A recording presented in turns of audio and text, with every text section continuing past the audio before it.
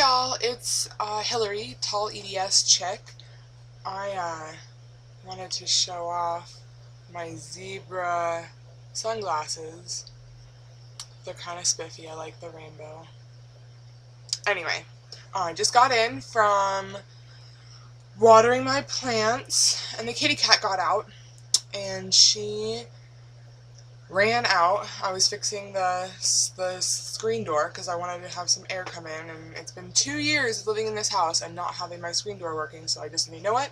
It's Gorilla Tape time. And then I turned it over, and the other bottom part didn't have the screws that it needed, and so I just said, you know what, this is going to be the top, and we're going to just see how this works. And it seems to be okay right now. It's still hard to move, but the sliding duster is not great in and of itself. So, I was watering my plants, and they look good. They're growing, which is so nice, and more strawberries are turning red, which makes me happy, but also makes me sad because I'm not eating strawberries now, and I'm gonna give strawberry plants to my friends, but it requires work and pots and things like that. And I found some pots that are like hiding near the fence at my neighbor's house, and I kind of want to use them. I'm gonna ask her.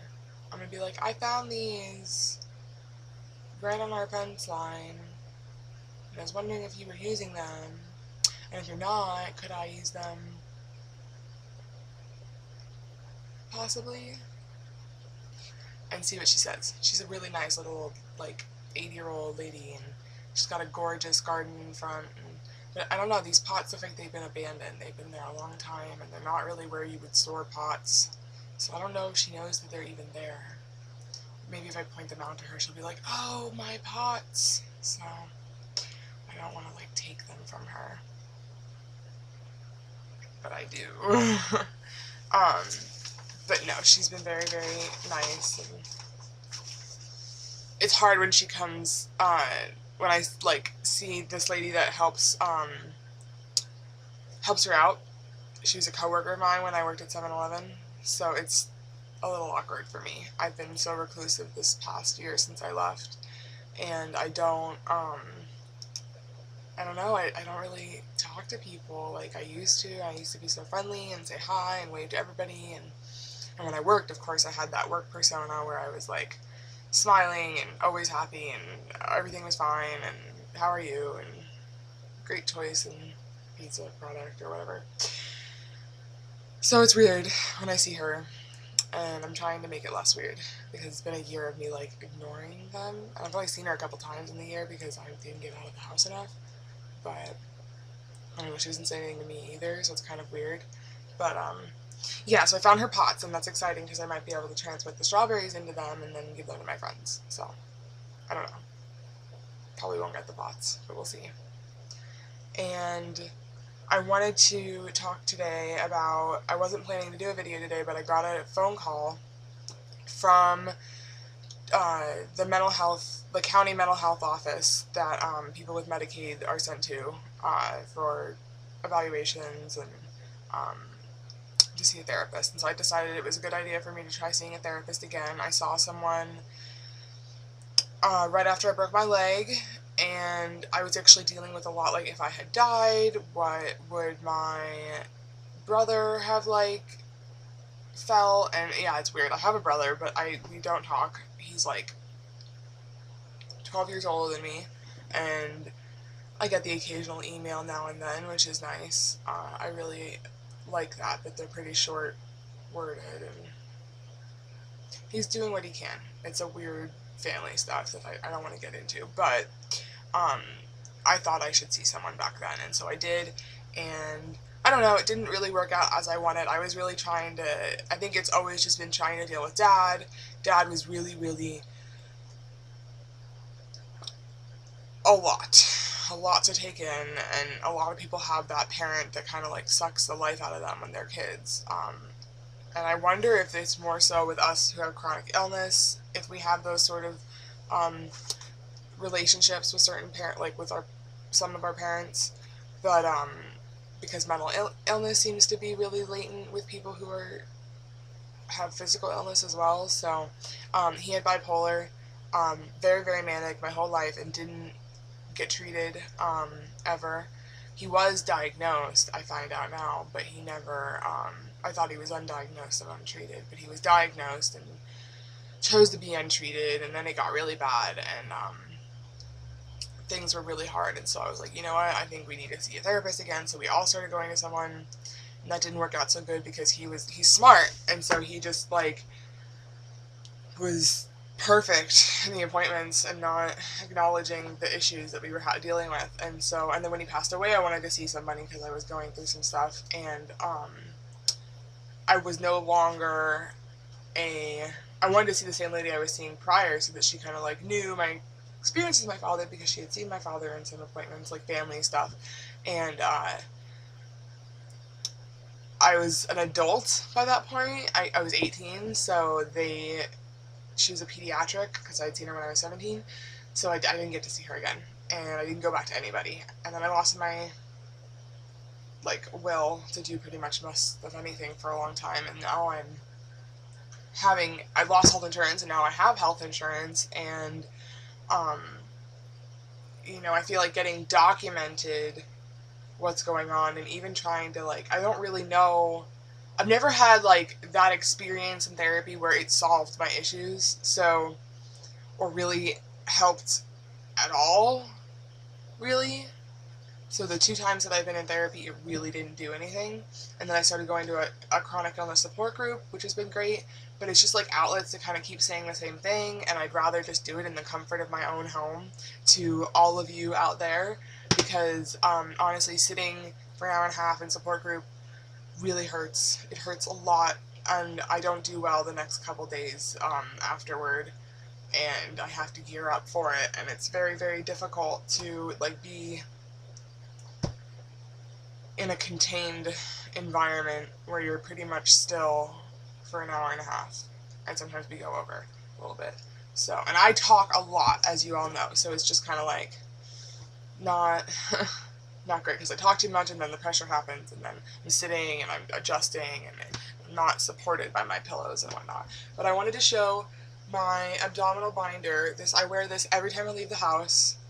I was having a lot of rib issues last year, so I actually I think you're supposed to wear it lower, more over the stomach, and I wear mine on the ribs, and it's not a rib brace though, it's an abdominal binder that I use as a rib brace, because it feels like, here's the ribs, it feels like mine is like doing that, or like 2 of them are kind of crunching behind one, and so it's really painful, and it's kind of like stayed there, and I can, like, half of my rib cage, the left side, I can just, like, squish it in, and, like, it moves around, and I don't know if it's supposed to do that, so, just another thing, just another little thing, and I've tried to mention it to some doctors, but they're just, like, not even, they don't have anything to say. I hate that. That's almost worse when they have nothing to say at all, like, no words, they just leave empty space in the air, and, like, then I just fill it with the next thing, because it's, like, clearly they have no solution, and they're not even just, like, thinking. It doesn't look like they're thinking, at least, so I don't know. But, I don't know if I said this, but the whole idea of talking about therapy was I got a phone call today that the therapist that I have started seeing since I got my insurance this year had to immediately resign or quit or something because of family emergency issues, and so I'm pretty upset about that. I want to send her all my thoughts and her family, and, like, just, you know, hope that everything's okay. But I really felt like she got me a little bit, you know, because we had seen some of the same doctors and gone through some of the same things, and she seemed to really get it, and she had a darker office for the migraines, and so, yeah, it's going to be sad to miss her, so all my thoughts and prayers to you, Lisa Ann Baker, and your family, and I'm going to be seeing someone else, marry something, I think, and I don't know, I'm nervous to be starting all over, and I only had a few appointments with, I write lab on all my things, Lisa Ann Baker, and I was like, I got over all the past stuff, like in my videos, I'm like, here's all of the past, now here's the present. And so I was going to start with, like, this is what I'm having problems with now, and there's been some like overeating problems, and then I kind of like have dealt with it, I think, and then, or whatever, my appetite's just lower now and it was higher, and who knows, but just, I don't know if anything can make waiting any easier. I go through these, like, my previous therapist said I had cyclothymia, like I was borderline cyclothymic or something, and I still kind of feel like that. I feel like that's possible, because I have these highs and lows, but they're not as high or as low as like the highs and lows my dad had, and they're not as low as the normal, like they're not as normal as the normal highs and lows, because it seemed to be bouncing about like a lot. And I went through a really deep period of depression for several months over the winter and last summer, and then I feel myself kind of creeping out of it more now, but there's like a relapse that I kind of feel, not relapse, but like, here's where I am and here's where I was, and like, this is my connective tissue, which is faulty. So it's like, blah, blah, blah, blah. So at any point I could be here or here, instead of like, here, I'm here, instead of like, here, I'm here. So I don't know if that makes sense. I don't know if I actually have any serious issues. I know I go through what seems like anxiety, and I know I have dealt with depression, but I also feel this like, and I've said it in my other videos where I'm like, oh, I can do stuff, I'm gonna do it. That almost feels like a little bit of a small amount of mania to me, because that's kind of what, it's hard when you grow up with someone like that, because you kind of like judge it all as normal, especially when he wasn't taking good care of himself. So, I don't know. I'm thinking that I need to just talk with someone to help me figure out what's wrong, because honestly, I don't know mentally what is going on. I feel intelligent, and then I feel really stupid, and then I feel really lost. And so feeling lost is really hard but I think a lot of us who are sick feel lost a lot of the time, because there's not a whole lot that we can actually do.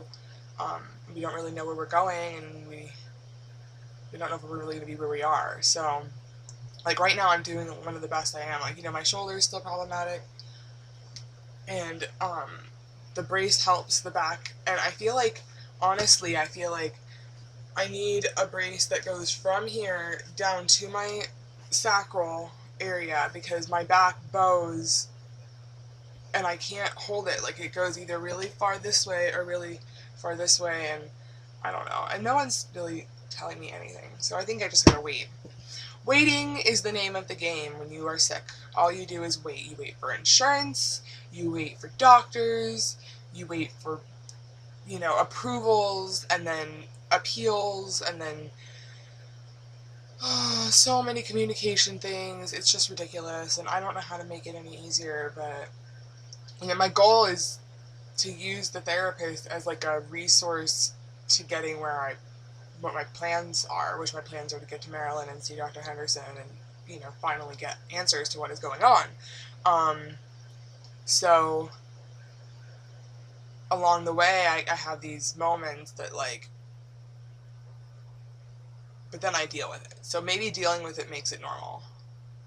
And when you're not able to deal with it, it makes it not good. Because I had things I wanted to talk to her about, but I don't even remember now.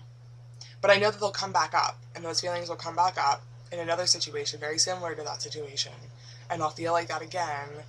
And I think it really comes down to a lot of abandonment issues, probably, actually. I mentioned my brother, and I mentioned, my dad was kind of nuts, and we left my whole family when we moved from Florida to Oregon. And they're pretty much all dead now. I maybe have 6 relatives that I speak to every now and then. But yeah, so I do, and I'm worried about abandonment, and then there's the whole other thing that I mentioned in one of my other videos, which is just relationships. romantic relationships specifically. But, you know, I don't really know what else I can do right now to get any further steps toward being stronger, better, happier, healthier, wealthier, and wiser. But I'm trying. And I think that the main thing is the healthier and the wealthier and the strength, at least for today and for the coming months. I want to make this good time last. I don't know. Is that a lyric or something? Let's make the good times last.